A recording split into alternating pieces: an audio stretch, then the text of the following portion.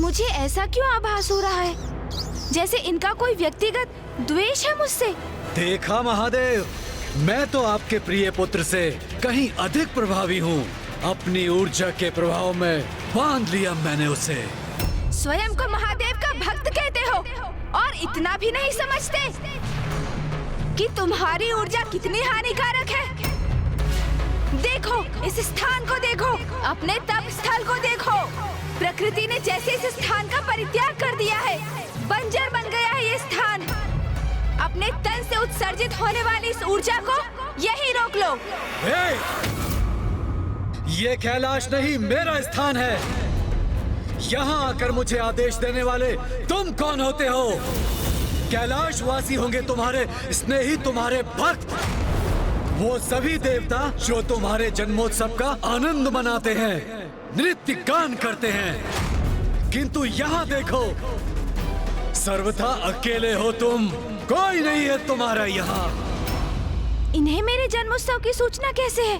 तो क्या ये स्वयं भी वहाँ गए थे? नहीं प्रभु, मैंने तो स्वयं सभी अतिथियों का स्वागत किया था।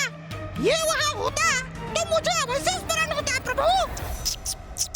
वहाँ कैलाश पर होगे तुम जगत पिता महादेव और माता पार्वती के प्रिय पुत्र। और हाँ, अपने भ्राता देव सेनापति का भी साथ प्राप्त होगा तुम्हें। किंतु यहाँ तुम मात्र और मात्र गणेश हो। किया होगा तुमने बड़े बड़े असुरों का संहार। और हाँ, अपनी चतुराई से सर्वाधिक बुद्धिमान असुरों को भी अपनी बुद्धि से पराजित किया होगा तुमने। ये भी ज्ञात है मुझे कि सभी देवताओं को, यहाँ तक अपने भ्राता को भी संसार की परिक्रमा करने में अवश्य पराजित किया है तुमने, जिसके कारण तुम्हें प्रथम पूज्य होने का अधिकार प्राप्त हुआ है। किंतु यहाँ तुम्हें कोई पूजने वाला नहीं है। प्रभु, ये तो आपका अपमान किए जा रहे हैं। और होगे तुम नारायण और ब्रह्मदेव के चहेते। की होगी तुमने कठोर तपस्या ज्ञान प्राप्ति के लिए, और माता से पाए होंगे सभी प्रकार के शक्तिशाली अस्त्र शस्त्र। किंतु स्मरण रखना, जो मेरे शरीर से ऊर्जा प्रवाहित हो रही है वो तुम्हें भी नष्ट करने में सक्षम है। गणेश, अपने क्रोध पर नियंत्रण रखो, शांत हो जाओ। जैसे किसी बवंडर में तीव्र वायु का प्रवाह होता है, उसी प्रकार तुम्हारे भीतर प्रबल क्रोध प्रवाहित हो रहा है। ये तो ज्ञात हो गया था मुझे, किंतु अब मुझे तुम्हारे भीतर अंतहीन ईर्ष्या का भी आभास हो रहा है। ईर्ष्या? क्या प्रभु?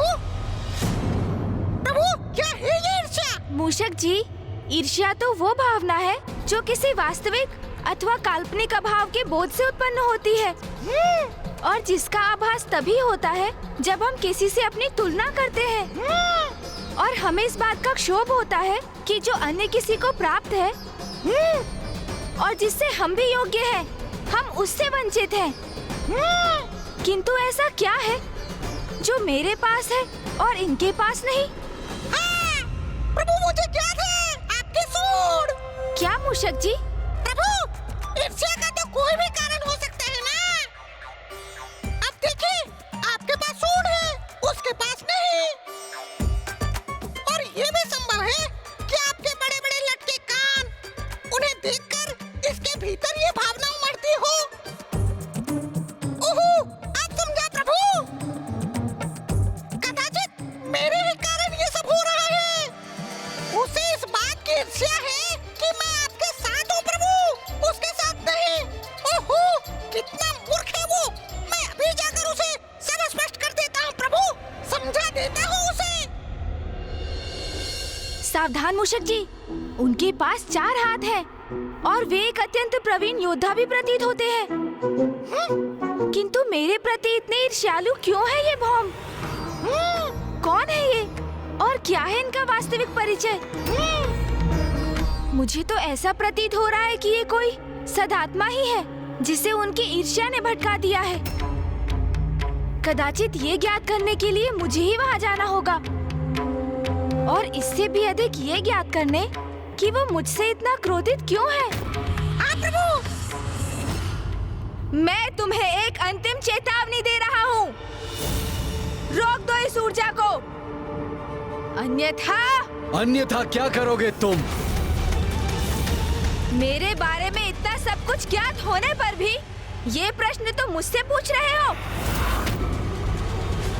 मेरे सभी प्रश्नों के उत्तर इस पुरुष की पहचान से ही उजागर हो सकते हैं कि कौन है ये।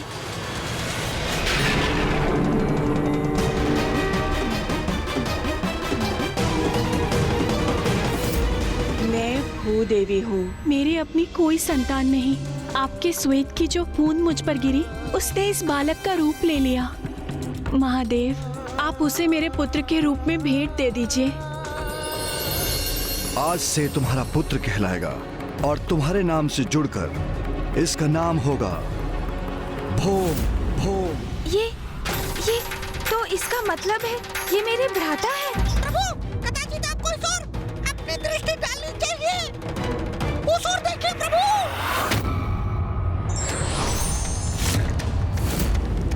बस इतना ही?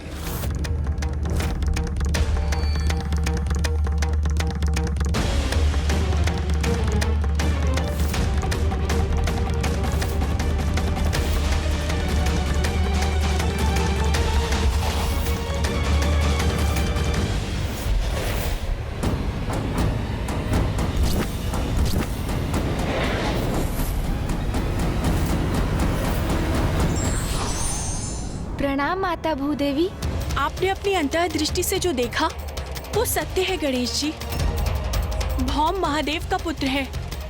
अब आपको ही कुछ करना होगा, अन्यथा महादेव के दो पुत्रों में महायुद्ध छिड़ जाएगा, घोर अनर्थ हो जाएगा।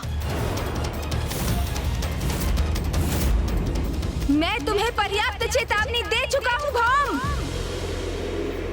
किंतु अब मैं सृष्टि को तुम्हारी उग्र ऊर्जा के प्रकोप से रक्षित करूंगा। तुम्हारा ये अहंकार, ये विश्वास कि तुम मुझे पराजित कर सकते हो, हास्यास्पद है। तुम रोकोगे मुझे? तुम्हें कदाचित तनिक भी भान नहीं कि मैं कौन हूं। अब मैं अपने वार से तुम्हें उचित परिचय दूंगा। संभाल सको तो संभालो मेरा वार।